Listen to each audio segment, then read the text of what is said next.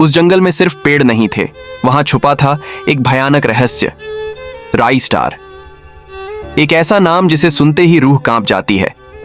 कहानी शुरू होती है एक शांत गांव फुरफुरी नगर से। दिन में वहां सब कुछ सामान्य लगता, लोग खेतों में काम करते, बच्चे खेलते और शाम को मंदिर की घंटियां बजती। लेकिन जैसे ही सूरज ढलता, हवाओं की सरसराहट बदल जाती, पेड़ कांपते और एक अनजानी दहशत गांव पर छा जाती।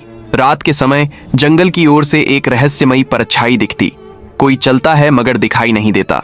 लोग फुसफुसाते, वो लौट आया है, राई स्टार। सालों पहले राई स्टार एक नेक, ईमानदार और सच्चा इंसान था, पर गांव वालों ने उसे एक झूठे इल्जाम में फंसा दिया। उसे खींचकर जंगल ले जाया गया और एक पुराने पेड़ से फांसी पर लटका दिया गया।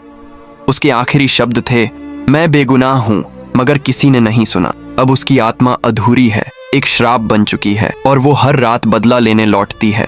हर रात ठीक 12 बजे उसकी डरावनी हंसी गूंजती है।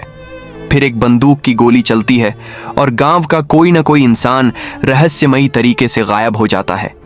जो भी राई स्टार को रोकने की कोशिश करता है, गायब हो जाता है, हमेशा के लिए। अब कोई भी उस जंगल की तरफ जाने की हिम्मत नहीं करता, सिवाय एक के, ज्ञान भाई। ज्ञान भाई फुरफुरी नगर के सबसे समझदार और बहादुर इंसान थे। उन्होंने कहा, अगर राई स्टार एक श्राप है तो मुझे सच्चाई जाननी ही होगी।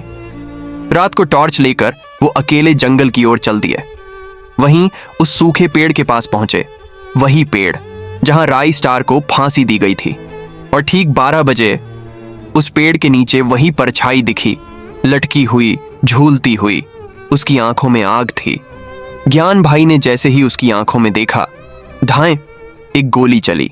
सुबह गांव वालों को बस ज्ञान भाई की टॉर्च मिली और पेड़ के नीचे ताजा खून के धब्बे। अब कहते हैं, राई स्टार अकेला नहीं लौटता, ज्ञान भाई की परछाई भी उसके साथ दिखती है। और याद रखना, राई स्टार का इंतजार अब भी बाकी है। अगला कौन होगा, शायद तुम। पार्ट 2 देखने के लिए कमेंट करें।